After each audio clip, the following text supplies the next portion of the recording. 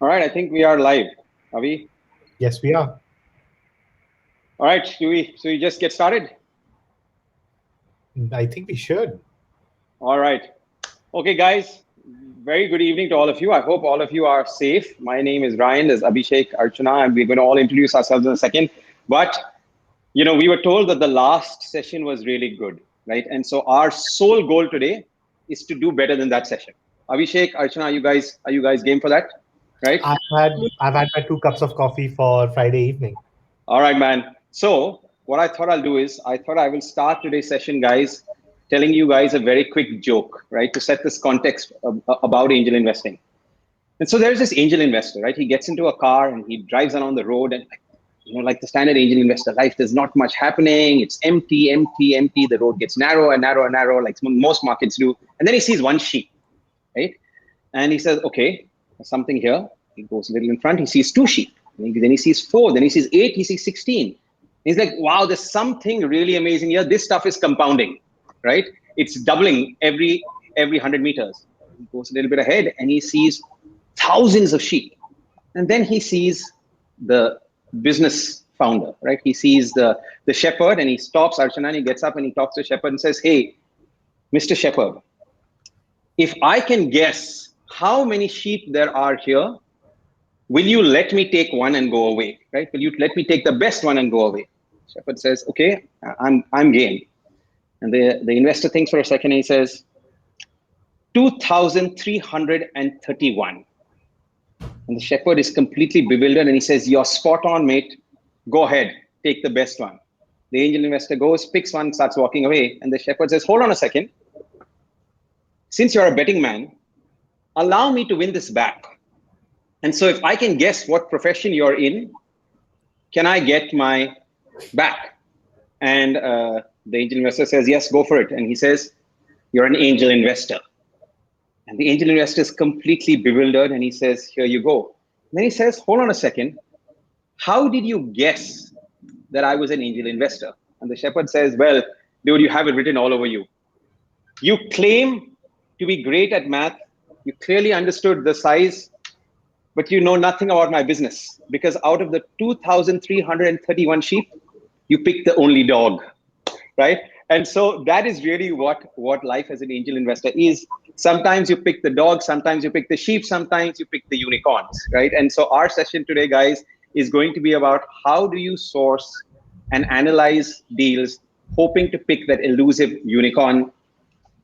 Very good evening to all of you. Archana, Abhishek, and I will be doing this. I'm going to moderate. We're all active angel investors. The goal is to have a fun conversation and then take a lot of questions very quickly. I used to work at Axel Partners. Prior to that, I ran a large e-commerce company. Post Axel, I now run my own company that has scaled quite significantly, and I've been an active angel for many years. So pretty much played all the roles in the ecosystem. One could possibly characterize me as a more operating angel. I like to get involved, help companies, work with founders as they grow. And with that, I'm going to hand over to Abhishek and then Archana, if you guys can introduce yourself, and then let's get started with today's session. Thanks, Ryan. Hi, everyone. So my name's Abhishek Nag. I'm actually a child of the internet. I got an internet connection when Amazon and Netflix were getting founded in the late 90s. And so I saw the dot-com bubble when I was in college. But all throughout, I knew I wanted to be a part of this industry because this industry was going to be massive in India. So that's what I did. For the last 10 years, I've worked at consumer internet companies across Facebook, Uber, Hike Messenger, and now Netflix. At all of these places, I've been on the business side. Growing users and growing revenue is what I do as a founding team member of all of these companies in India. Over the last 5 years, I've also been an active angel like Archana and Ryan. My portfolio is now about 56 companies. Archana, I also keep count. I was going to say, who's counting? Yeah, yeah, 56 companies. And so, yeah, so hopefully in time, most of them will be sheep and some of them will be unicorns too. Archana, over to you. Well, thank you. So great. So I consider myself a wanderer because I have played so many roles in my life, in my professional career. First couple of years, I was working as a software engineer. Then I moved into the finance and was doing the product development for the financial products. In later, I moved back to India and I started a chain of gyms. Just see what a change. One who is a corporate citizen suddenly becomes an entrepreneur. Followed by, I ran that business for a couple of years, and then I thought, like, I'm done with this. Let's move on to investments. And with that, I started working for a fund called Unicorn India Ventures. After a couple of years, I felt like, I should be on my own, more of a freelancer type, looking for sheeps and unicorns. So I switched my gear, and since 2020, I started doing much more angel investments, and I do a lot of syndications as well as personal investments. So that's about me. And my Awesome. count is, by the way, 51. 651. Okay. So I think the one thing that I do want to pick up here, and for everybody listening, is that angels come, and this is more true, I think, of angels than of the VCs, especially in India, is that angels actually come from a very diverse set of backgrounds, right? There are guys who have spent time wandering across different industries like Archana. There are people like Abhishek who worked in multiple internet companies. There are people like me who play different roles in the ecosystem, and everybody brings their own unique views, and that is what makes this so very special as a fun thing to do. With that, guys, the topic today is sourcing and analyzing deals. So maybe we just start. I'm going to ask you guys a couple of rapid fire questions. Let's take them, and then let's get into that. So Archana, why do you invest as an angel? I mean, there are so many things you could have done, right? What makes angel investing unique for you? It's a rapid fire or elaborated answer, but I'll go with my. See, first of all, in the angel investments, I enjoyed doing angel investment. The reason is, I mean, money is definitely an outcome, but while doing that, you meet with so many interesting founders as well as ideas, and then you take a call on that whether it's going to work or not. Although it's completely a blinder at that point of time, but still you love doing that. So I enjoy the whole process, and I think in my past I have made some money out of doing investments. So that encourages me that this is something where you can make money as well as enjoy the process more than what I have enjoyed as a corporate citizen or maybe like an entrepreneur. So this is Okay, my 2 cents. excellent. Abhishek. Three things for me. The first one is, startup founders in India today are the highest talent density that I come across anywhere. And trust me, I've worked with a bunch of really smart folks. I continue to work with a bunch of really smart folks. But the founders I meet and talk to about all of the different creative things that they're doing are the conversations I enjoy the most. That is, if there's one reason, if you had to put a gun to my head and say, why do you do it? And what feels like play to you, that is it, those conversations with those founders. So that's reason number one. Reason number two is, in our own ways, we get to be a small part of the creation of the future. We have a view, right? Like with MPL, I had this view that real money gaming in India is going to be massive. And look, you can be right about the future, and the future plays out and you can be a bystander, and that's great. Or you can be a participant in some way, and angel investment makes you a participant. And the third reason is, Ryan, you and I had talked about this a long time back. One way to be a participant is to start a company. I have tried my hand at that, and I've realized I'm more of a gardener than a plant bearing fruit.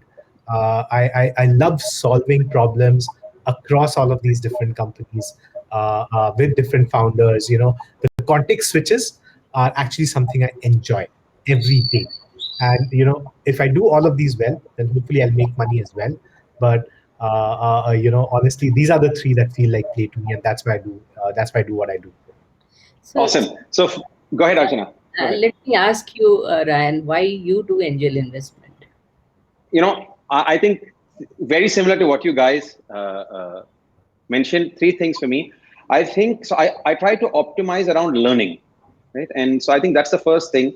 You meet the smartest people today are founders in many ways, and I think the creativity, the insight coming out of India, especially in this wave, right, where you're building India first companies, there is no better way to learn, Archana. That's one reason. The second reason is fundamentally I'm a builder, right? I like to build. I like to build companies. I like to scale companies. And so this is a way for me to help build multiple companies with many very talented folks. And I think the last thing for me in particular is I do think that from an ecosystem perspective, it's really good to give back to the next set of founders, because the next set of founders are always much smarter than the set of founders that came before them, right? So I think that's the third. There's a little bit of wanting to give back, especially helping younger folks avoid all the many mistakes that I made. Yeah, in many ways, I think my current company has become very successful because Archana, I just ran out of ways to fail. Right, I ran out of mistakes to make, ran out of ways to fail, and if I can help people along the way realize that, hey, don't do these things that I did, I think that'll be a lot of fun. But that's pretty much why I do this. So thanks a lot for asking me. Let's shift gears into what we are here for today. So, Abhishek, when you think about sourcing deals, right now there is a little stuff that's organized as well. And Archana, I'm going to come to you as well for this particular question. How do you guys think about sourcing your own deals? Is it more proprietary networks? Do you look at AngelList? Let's Venture. What are some of the things that have worked for you, Abhishek? My network of founders, ex-colleagues, the smartest people, I always tried to make sure that I was never the smartest person in the room. And if I was, I would just change the room, right? And then keep finding a room where there were always smarter people. And then once I found that room, I would stay in touch with all of these smart people. That's so kind of you to say this in today's room. Yeah, absolutely. You both of you are smarter than I am, and that's why I stay in touch with you. So, and when you do that, you know that eventually some of these people are going to go on to start really high quality companies. So that's where it all began for me. All of my first investments were people I went to school with or people I studied with, and so on. And then that's when the sort of clock starts ticking in my mind. It's not just capital. I want to do more. Like, okay, if I add value, then these founders are going to find other founders and they're going to say, hey, talk to Abhishek. He's a great person to have on your cap table early on. So it starts with the network, then it goes to the ways in which you add value to these early stage founders. And that's how most of my high quality deals have been sourced. Very rarely, it'll come through sort of a cold email or cold call as well. I, by the way, read all of my emails. So any of you, if you ever want to pitch, trust me, I will read your email, pitch deck, and I will respond within the maximum of 48 hours. So sometimes it happens through that, and sometimes it really happens through co-investments with other angels or funds, because there's a unique value that you can bring, or if you found a deal, there's a unique value that someone like an Archana may be able to bring, and you have that in mind, and you're like, let's do this together, and that will make the company more successful if you did this just as an individual. So those are some of the ways in which I have sourced deals. I have to tell everybody listening from first-hand experience, I can tell you. So just in full transparency, Abhishek and I co-invest. We have our own syndicate called Qua Capital on Angel List. And I can tell you from first-hand experience, if you send him an email, not only will you get an email back, it will be incredibly detailed, right? Asking some really, really deep questions. So I can completely testify that. Archana, you seem to have phenomenal ability to source. I think the velocity at which you source deals is comparable to very few. And so how have you built up that, like you said, 2020 when you started, in such a short period of time? How have you managed? Yeah. So, see, before 2020, I was working for a fund called Unicorn India Ventures, right? So at that point of time, I get less chance to invest in the companies, and my the com- the companies which I led in the Unicorn India Ventures has given it the whole multiplier of their fund, right? Awesome. But moreover, my anti portfolio was much bigger, which means that the companies for which I could not convince my other two partners, right, that we should be investing in, and those are much larger, and those are doing much better. I mean, one of the very good example is Zetrec. When they came, it was first few people they had met, and I said yes, but I could not convince my partners, and there are many more. So my Andy portfolio is much bigger. While doing that, I met good relationship with lot of VCs. Interesting. So they also, when a company comes in a very early stage, and by the way, Jetrek was introduced to me by Matrix partner at that point of time, right? So what happens that if you have a good network with VCs, when they don't want to invest in certain company because that is early, or they want to see more progress, then they share the deals with you. Like, so I Hmm. get a lot of deals from different VCs, right? The second thing is, the micro VCs, the smaller VCs, they reach out to me because I know them. I have been in the ecosystem for quite some time, so they reach out to me for co-investment. Like, if they have certain, they want to invest certain money, but they want somebody else to take 100 200K, then they reach out to me, right? Apart from that, so this is my VC network. Apart from that, I have a lot of good relationship with the people like Ryan and many more. So they keep on sharing the deals with me when they want to co-invest, and I also do that. Like, when I find good deals, I share with them. So a lot of deal comes from the very marquee angels, right? And the third source, it comes from the networks, like all these networks, like VCAT, Nine Unicorn, IPV, you name it, right? When they are running little bit short in money, then they definitely ask founder, or sometimes they introduce me directly, and sometimes they tell, you talk to Archana, right? So that is another good source of deal for me. Apart from that, I have invested in so many companies, and while in Unicorn India, I met with so many founders, so they also keep on sharing the deals, or maybe they if they want to do any favor, if somebody is starting new, they just send those leads to me. So these are few sources by which the deals come, and that's a lot. I mean, that's more than what I can chew. So that's how I do my sourcing, and most of the things has happened because of network and the time I have spent in this ecosystem. Awesome. Yeah. I think that those You are fabulous. Go ahead, Abhishek. Yeah, no, one thing I'd like to add is, if you listen to Archana and me, a lot of you will probably start thinking, oh my God, all of these deals can be sourced only through if you have a expansive I network was going among to come to that. founders, investors and so on. That's a myth. Let me give you the example of this one guy. He used to be an engineer at Facebook, and basically about, I would say, 6 or 7 years back, this is when drone technology was just on the cusp of becoming mainstream. He said, look, there's this one thing that I'm going to understand, which is all of the applications of drones in the future, from delivery to military usage to medical uses, and so on. And he did that. He just educated himself over like 6 9 months by talking to experts, and then he went ahead and systematically found all of the companies and founders in the US, in the West Coast, who were building companies around all of these different theses he had. And then he said, look, I've understood a ton about drone technologies. I've built a network. I want to work with you guys. So will you let me invest in whatever your next round is? And that is how he sourced deals. He didn't have a network with VCs and founders, which was pre-existing. He just said, there's this niche. I'm really passionate about it. I'm going to build a ton of expertise in the process.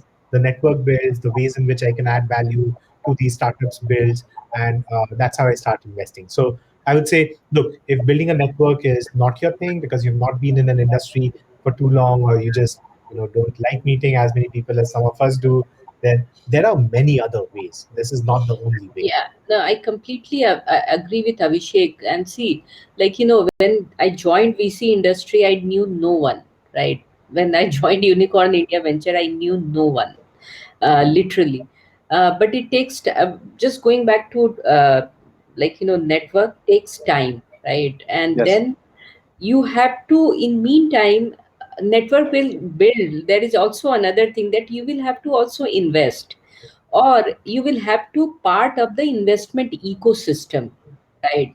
So some of the advice when I give that, the lowest hanging fruit is that you should be becoming member of platforms like AngelList, Angel Let listen. Yeah. Venture, or go to many angel networks like Venture Catalyst, IPV, India Angel, Mumbai Angel. There are many, right? I think you should be participating in lot of deals, right? Pitches are free to attend.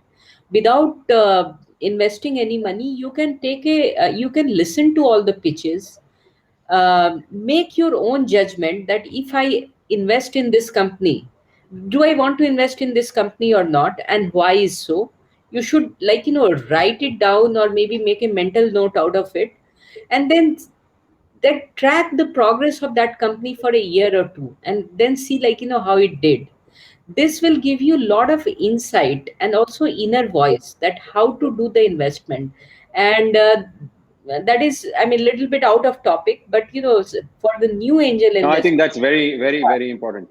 yeah, for new angel investor, I would like them to start slow and see, develop inner voice, and see the progress, what they decided at the time of pitch, how it really played out in next 1 or 2 years, right? And most of the time all the news comes on the media.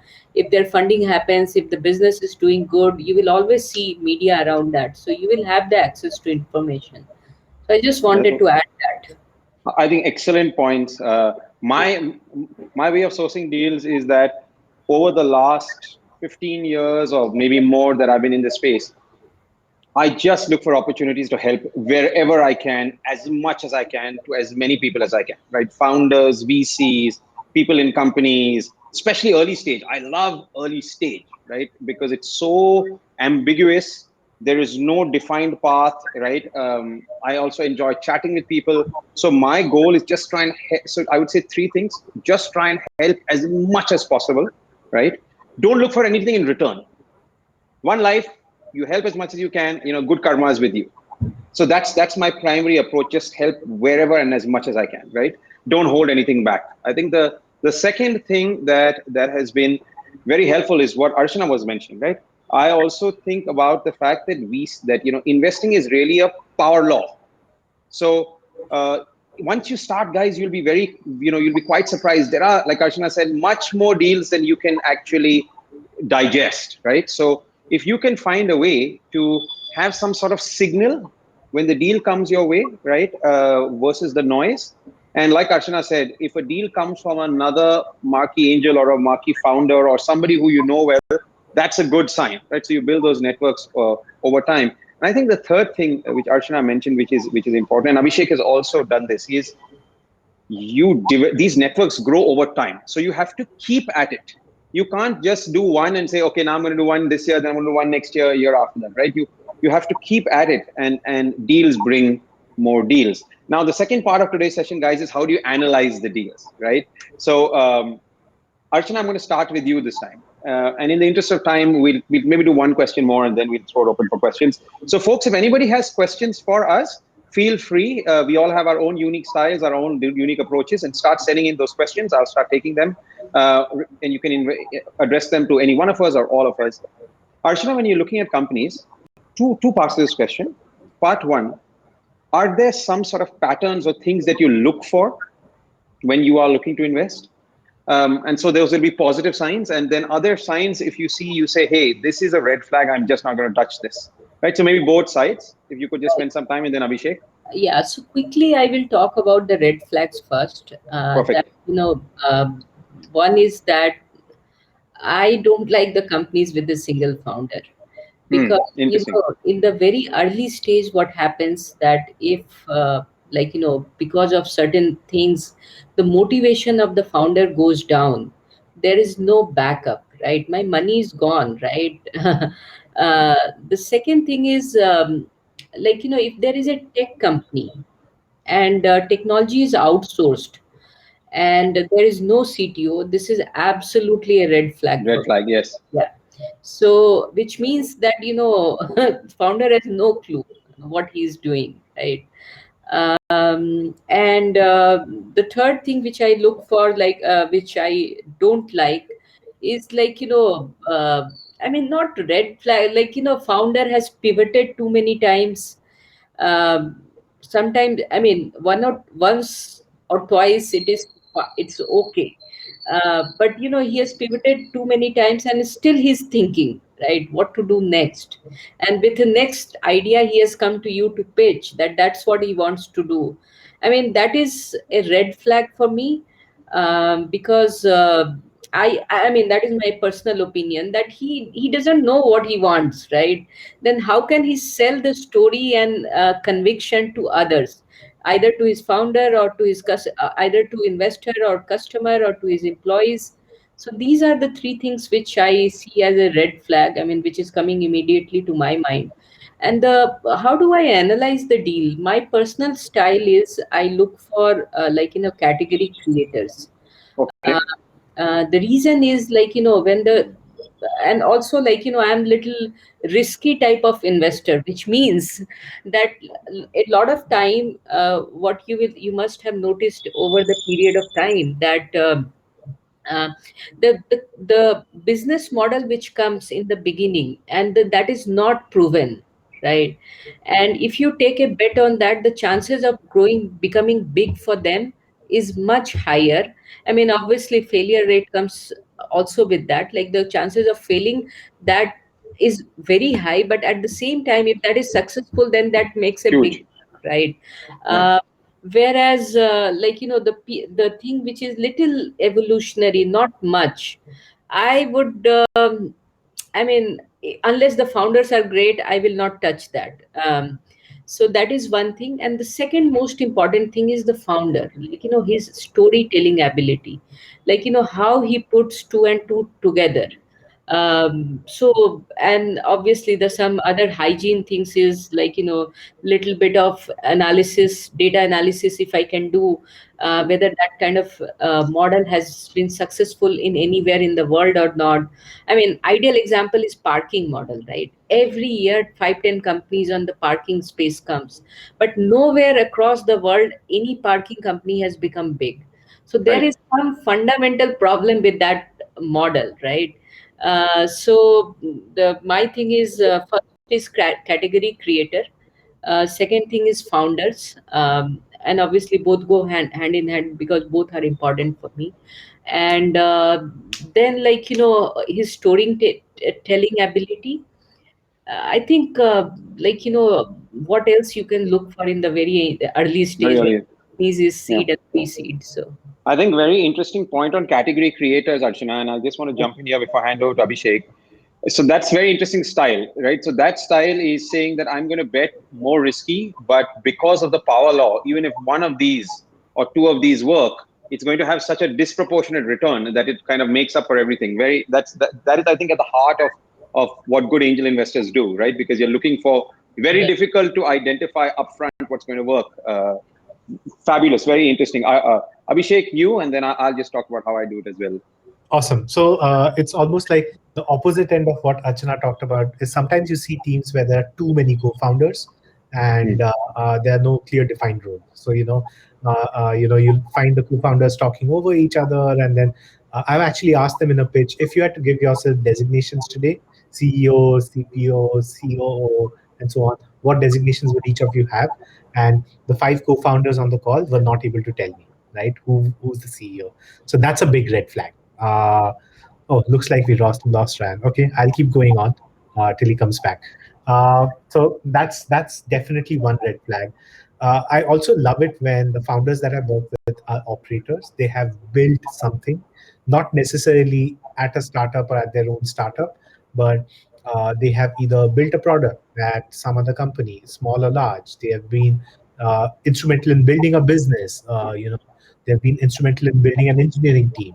I think operators have a unique understanding of some of the real life challenges day to day that come up when you start building a company.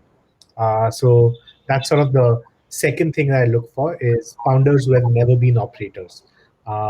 Is a red flag to me.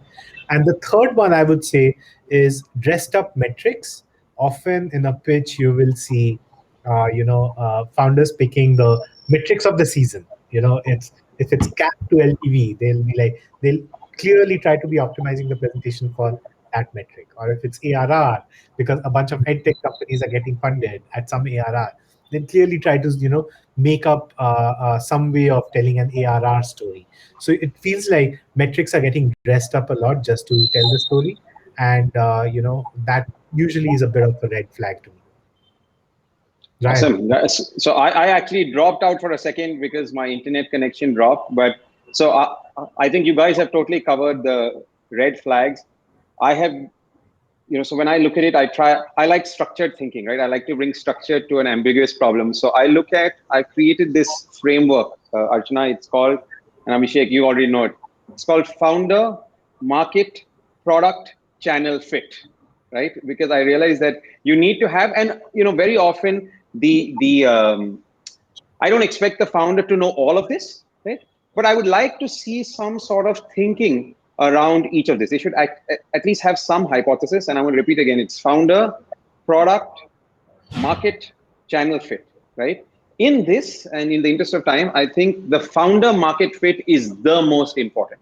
If I feel like Abhishek and Archana said that this founder, even if he's not completely clear, there should be some spark of excellence in him that makes me think that he has a right to win in this marketplace, right? Either he needs to, and the way I typically judge that is I say, teach me what you are trying to do, right? And if he can really teach me well by looking at the nuances, then he understands this space very well. And if he doesn't understand, like Archana was saying, if there's a tech product where the tech founder has outsourced it, I've seen a few of these, Archana, then those are completely no-nos. So, that is typically how I do it. Okay, guys, in the interest of time, I'm going to just ask you guys one quick question, and then we'll look at questions that have come. And Abhishek, maybe you, Archana, you guys can just look through the questions. I've been talking a lot. I want guys, just look through the questions and see if there's anything interesting. But my final question is this: Archana, parting thoughts, one piece of advice that you want to give people who are, let's say, starting out or maybe already investing, that you could give from an angel perspective, any part of this? I think just be connected to the ecosystem and listen. I mean, I have said it earlier, but that is the message I want to give it again. That stay Stay connected connected. with the ecosystem.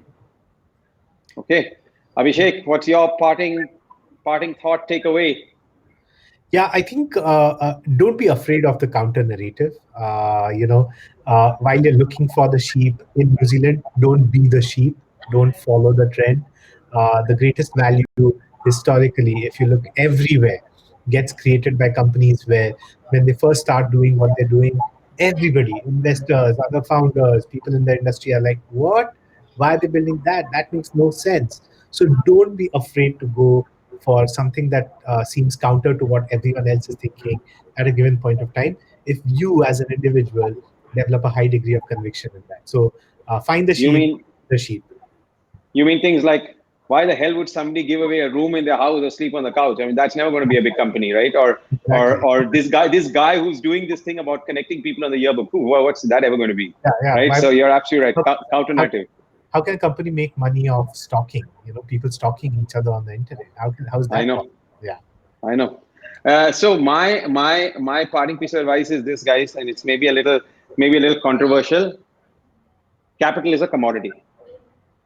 Your Archana's money is as good as Abhishek's money, is good as my money, as long as our prime minister doesn't do another demonetization run. All our money is equally good, right?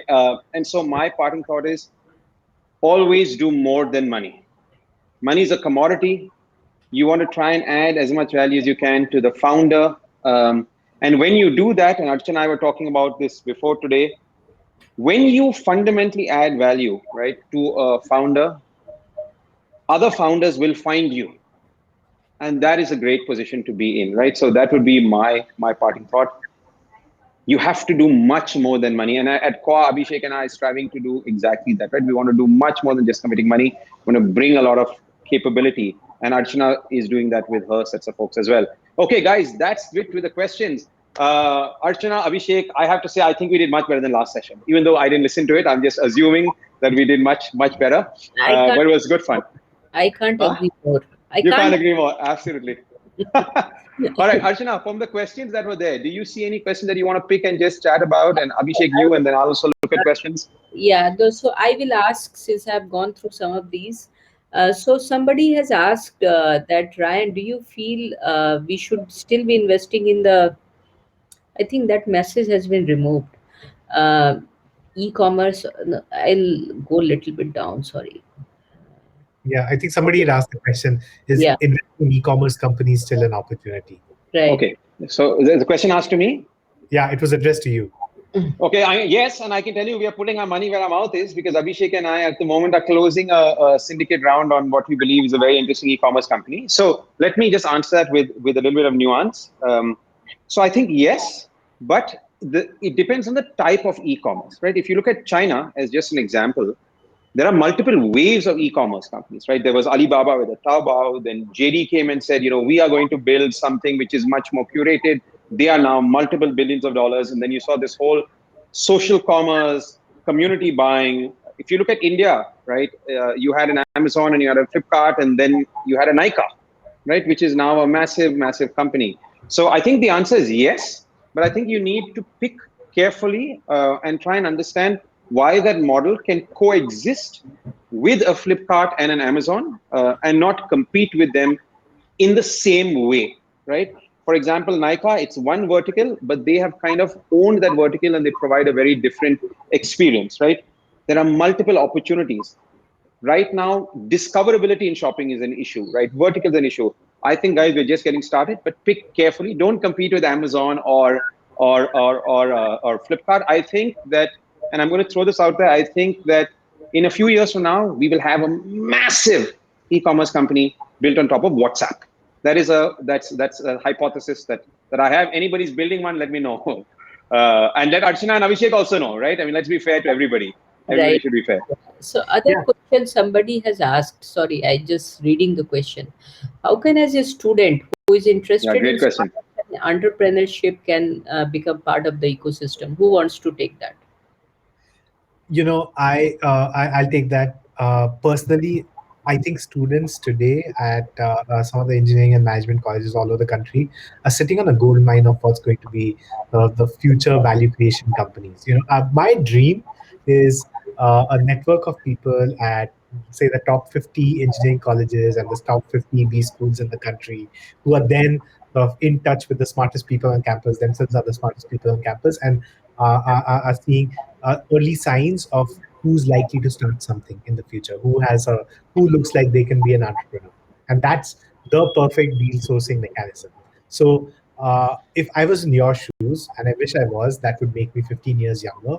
I would stay in touch with some of those smartest, crazy, oddball folks who look like they're going to break convention eventually, and not just be happy with the 9 to 5 jobs. Stay in touch with those guys, and if you want to be one of those people, even more power to you. But if, like me, you don't have that much of a risk appetite, stay in touch with those guys and be helpful wherever you can be. And eventually, I guarantee you, you will have the opportunity to write a check which will, go on to get you really high quality returns. So this was asked by Sarva, Sarvagya, right? Sarvagya Verma. So Sarvagya, just an alternate way to think about this. Every startup is desperately looking for more people. Okay, so find a startup that you like, reach out to the founder and say, hey, I'm in university, I have some time, I want to be an intern. I bet you if you write to 5, 10 will call you, right? So there are many interesting ways to be part of this. Archana, I'm going to ask you the next question. Keshav says, how likely are angel investors to invest in deep tech startups considering the current scenario? Do you know anybody who does this? Um, so first of all, I mean, I will answer this question. Because you did coffee.ai, right? So Not coffee.ai, but it's a little bit like in India, there is, if you ask me, there is no real deep tech startups, correct. right? Maybe some technology takes little bit longer, that is called deep tech here, but fundamental research and all, which happens like person like Jennifer Doudna, who really identified CRISPR and commercialized that, and Yeah, that's why we could make this COVID vaccine so quickly. Um, I don't think that kind of deep tech happens in India at all. But talking about that deep tech, there are certain people who wants to. I mean, I'm more of a financial investor. I want my returns to be faster or company to fail faster. Whereas a lot of people who has that kind of a knack, I would take some of the names like Special Invest. They invest in the deep tech. There is a Pi Ventures, but in addition yes, to that, pointers. Yeah, there are a lot of marquee angels are also there who are interested in deep tech, right? Maybe I can give you a list after this call, but if you have a good proposition, it makes sense. Then no matter what the market is, you will get the investment. I agree. I agree. So just very quickly, I agree with Archana. There aren't really truly deep tech startups in the in the way one would look at them in the US. There are companies that are built on a lot of tech, may not be deep tech. Like I was a very early investor in Locus, and the returns are just fabulous there. But there are now a couple of folks who are starting to do this. I think space tech in India is one place where we are starting to see some very interesting place. Pi Ventures is one. Another example is this fund run by a couple of friends of mine, GrowX. They are a B2B deep tech investor. And Jay, if you want an introduction, just write to me. You can just ping me on Twitter. I'm at Ryan Valles, or on LinkedIn, Ryan Valles, or ryanvalles at gmail.com, right? You could use either. Twitter's probably the easiest, right? At Ryan Valles. But like Archana said, hopefully we will get some really deep tech companies coming out in the next few years. Archana, I think there's a question for you, right? I'm going to ask you this if you don't mind. It's from Ankur Javeri. He says, like Archana said, a tech company without a CTO is a red flag. Any idea on where founders can look for tech co-founders? Pretty difficult to find somebody who's passionate about doing business in great tech and does not have his or her own ideas. Tough question. It's a tough question. First of all, you want to, you will have to do a little bit of work on that, right? So Hmm. the work is if you, I mean, sometimes, I mean, personally, I see that the kind of journey I have done multiple things, but when I come to a field when I don't have any kind of alliance, then I try to make those alliances, right? So if you're looking for CTOs, right, you should try to find from your own inner circle. You must be having from your past some kind of inner circle from where you can ask for references from the people. See if that doesn't work, then you can go to LinkedIn, talk to many people. There are a lot of events happen where you can go and meet with people. Maybe you can go to a lot of accelerator incubator. They also hook you on with somebody who is techie and whose startup is closing and they are looking for something new. Actually, entrepreneur first does a fabulous job in this area, that if you have a if one is a tech founder and some other one is a business founder and they are not finding a match, they match them. And a lot of good accelerators does that work. Does SOS this? Yeah. is another example. But I would say, you should do your homework instead of looking for the ready made answer.